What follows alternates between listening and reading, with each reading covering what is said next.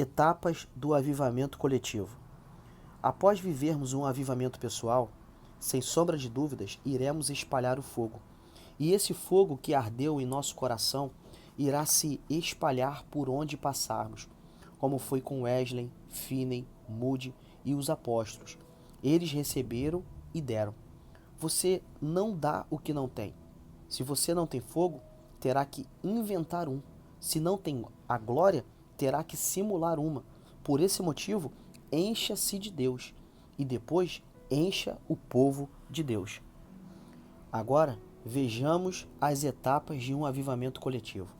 Em Atos 1, versículo 8, lemos assim: Contudo, recebereis poder quando o Espírito Santo descer sobre vós, e sereis minhas testemunhas, tanto em Jerusalém, como em toda a Judéia e Samaria, e até os confins da terra. Primeiro, Deus o visita. Depois, ele visita seu povo por meio de seus servos. Os santos homens e mulheres de Deus, Deus use seus profetas para que da boca deles saiam palavras vindas diretamente da boca de Deus. John Wesley não havia ganhado uma alma sequer, mas quando recebeu a capacitação, o poder, ele ganhou quase 3 milhões de almas. William Seymour não orava em línguas, mas quando passou a orar 7 horas por dia e foi batizado com fogo, a rua Azusa pegou fogo. Moisés era só um pastor de ovelhas, mas quando subiu o monte, viu a glória de Deus e desceu como um profeta. Primeiro, Deus o visita, depois ele o capacita. O encontro das brasas. Primeiramente, Deus coloca fogo em nós, depois ele espalha esse fogo por meio de nós. Leia sobre isso em Isaías 6, do verso 6 ao 7, que diz: E imediatamente um dos serafins voou até onde eu estava, trazendo uma brasa viva, que havia tirado do altar com um temaz. Com ela tocou a minha boca e declarou-me: Vê, isto tocou os teus lábios. A tua culpa foi tirada e o teu pecado removido. Por isso é que um poderoso avivamento é composto, normalmente, de 3 partes. Primeiro, quando as brasas se encontram. Segundo, quando as brasas se queimam. E terceiro, quando as brasas se espalham. Contudo, é impossível falar de brasas sem falar de fogo.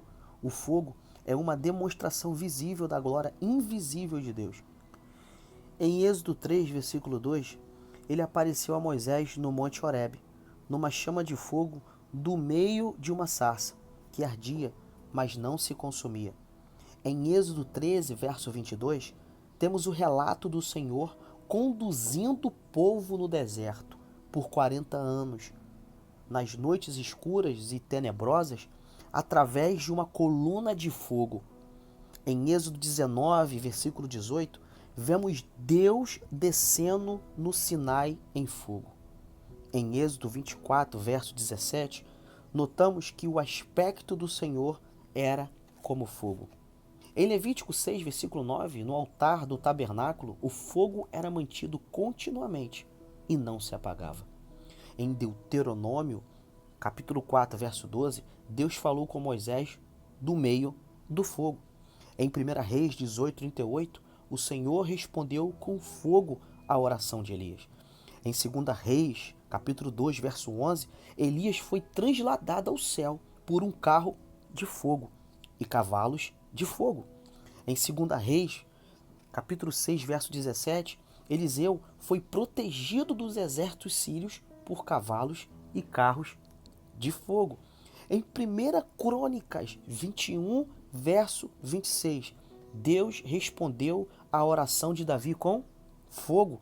Em 2 Crônicas 7, versículo 1, a escritura diz que desceu fogo do céu quando Salomão acabou de orar, consagrando o templo ao Senhor. Em Isaías 64, versículo 1 e 2, Isaías orou para que Deus fendesse os céus e descesse e se manifestasse como quando o fogo inflamava gravetos. Temos em toda a Bíblia Deus se revelando por meio do fogo. O fogo é uma demonstração física da glória de Deus. A Bíblia ainda diz: o nosso Deus é fogo consumidor. Hebreus 12, versículo 29.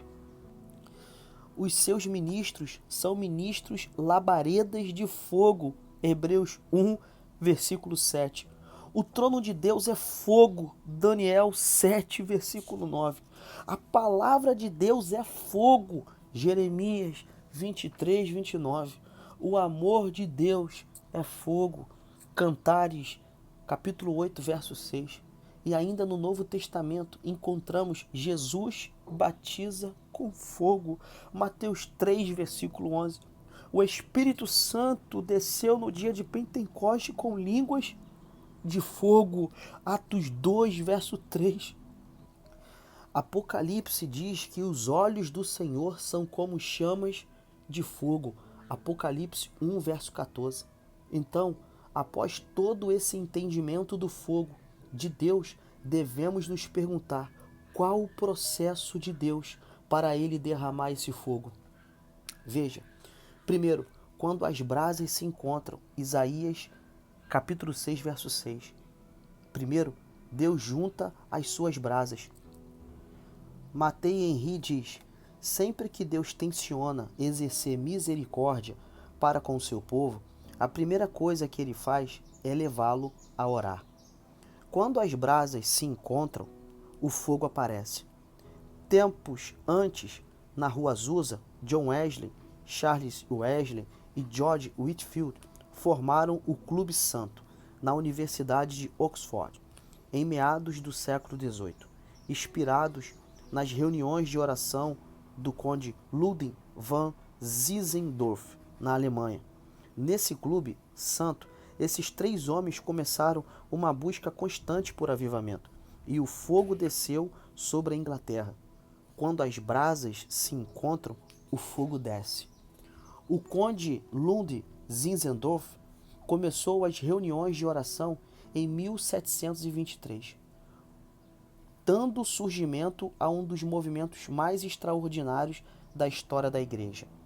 Ele iniciou uma reunião de oração e depois de intensa busca, o braseiro pegou fogo. Esse grupo recebeu uma visitação do Senhor no dia 23 de setembro de 1723, às exatas 11 horas da manhã. A partir de então, iniciou-se uma reunião de oração ininterrupta de 24 horas por dia, que durou 100 anos. Creio que Deus está juntando as brasas de novo. Ele está começando a fazer de novo. Ele está nos levando a um grande movimento que une homens e mulheres com temor a Deus, com santidade, vida de oração e meditação em sua santa palavra. Ele já está iniciando o movimento de ajuntamento das brasas. Segundo, quando as brasas pegam fogo. Em Atos 2, vemos que o fogo desceu, as brasas pegaram fogo.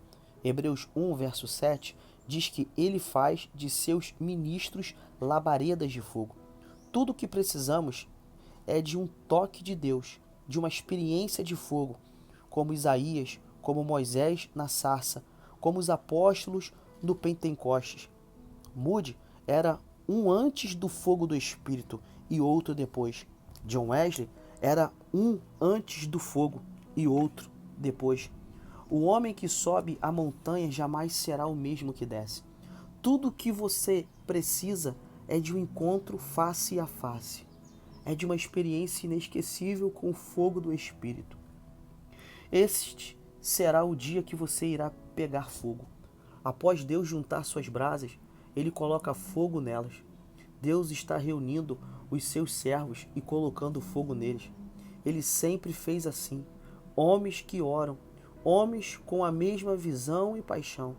Em todo o mundo, hoje mesmo, existem homens chorando aos pés do Senhor, orando incansavelmente. Existem homens que estão como eu estou, em lágrimas, pensando o mesmo que penso e sonhando como estou sonhando. Tão logo, ele irá juntar essas brasas e será como Maria e Isabel. As crianças do avivamento irão saltar de dentro do ventre. Os homens cheios de unção, de longe, reconhecem outros homens cheios de unção. Quando homens de oração, revelação e visão se juntam, o Senhor coloca fogo neles e os prepara para espalharem esse fogo.